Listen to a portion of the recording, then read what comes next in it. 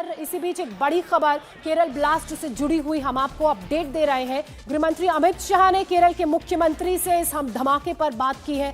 Kerala blast पर गृह मंत्री अमित शाह की तरफ से केरल के मुख्यमंत्री से बात की गई है। गृह मंत्री अमित शाह की ये बातचीत केरल के मुख्यमंत्री से इस धमाके के बाद हुई है। आपको बता दें कि उन्होंने इस हादसे को लेकर, इस धमाके को लेकर मुख्यमंत्री से जानकारी ली होगी, उनसे पूछा होगा कि किस तरह से वहां पर रेस्क्यू का काम चल रहा है। और क्योंकि 2 दिन पहले हमने आपको बताया था कि कैसे वहां पर एक प्रदर्शन किया गया था फिलिस्तीन के समर्थन में, और उस प्रदर्शन में, उस रैली में हमास का आतंकवादी भी वर्चुअली जुड़ा था और उसने प्रदर्शन में शामिल लोगों को संबोधित किया था। और उसके ठीक 2 दिन बाद केरल के कोच्चि में कन्वेंशन सेंटर, जहां ज्यूज क्रिश्चियन की प्रार्थना सभा चल रही थी, और क्योंकि आज संडे का दिन भी है तो ऐसे में ज्यादा संख्या में लोग इस प्रार्थना सभा में मौजूद होंगे। प्रेयर मीट के दौरान पहला धमाका हुआ और उसके बाद 2 और धमाके हुए। ये देख रहे हैं आप, मौके पर रेस्क्यू के लिए टीमें पहुंची हैं। फायर ब्रिगेड की टीम आपको नजर आ रही है। इसके अलावा पुलिस की जो टीम है वो वहां पर मौजूद है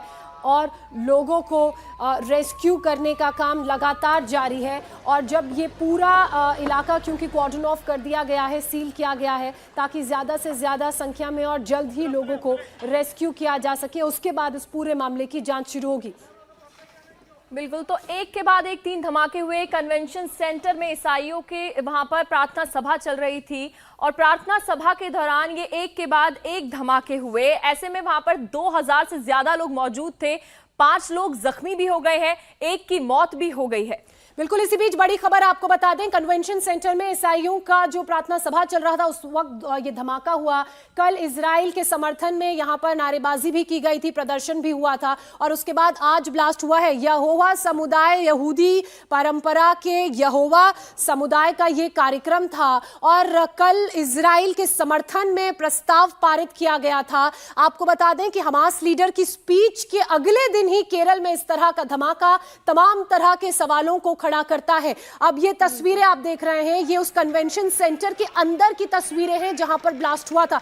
आप देखिए, कुर्सियां रखी हुई हैं और अलग अलग जगहों पर आग लगी है। एक आग की तस्वीर इस तरफ आप देख रहे हैं, एक पीछे भी तस्वीर सामने आई है, एक ये यहां इस एरिया की तस्वीरें आप देख रहे हैं। इन तस्वीरों को देखकर अंदाजा लगाया जा सकता है कि मल्टीपल ब्लास्ट हुए हैं, एक के बाद एक कई धमाके हुए हैं। मेरे सहयोगी टी राघवन लगातार बने हुए हैं इस खबर पर, हमें पूरी अपडेट दे रहे हैं। एक बार फिर से उनका रुख कर लेते हैं। टी राघवन, फिलहाल वहां पर किस तरह की स्थिति? हम देख रहे हैं कि राहत बचाव के लिए टीमें पहुंची हैं, आग पर काबू क्या पा लिया गया है, पूरे एरिया को वार्डन ऑफ किया गया है?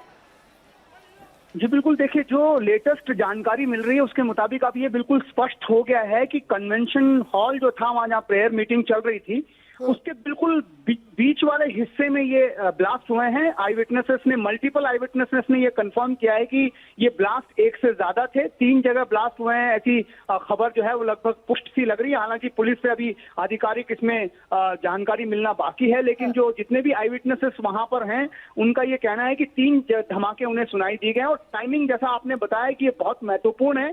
कल इसी कन्वेंशन सेंटर में ये प्रस्ताव पारित किया गया था जिसमें यह कहा गया था कि इजराइल पर जो अटैक किया गया था हमास की तरफ से वो सही नहीं था, और इजराइल के और यहूदियों के समर्थन में एक वहां पर प्रस्ताव पारित हुआ। और आज प्रेयर हॉल में प्रेयर शुरू होने के 5 मिनट के बाद ऐसा धमाका होना बहुत सारी चीजें जो है इसमें सवाल खड़े कर रहा है। बिल्कुल जी राघवन, सबसे बड़ा सवाल यही खड़ा हो रहा है कि आखिर किसका प्लान हो सकता है, किसकी साजिश होगी जिसके बाद ये प्लान बनाया गया?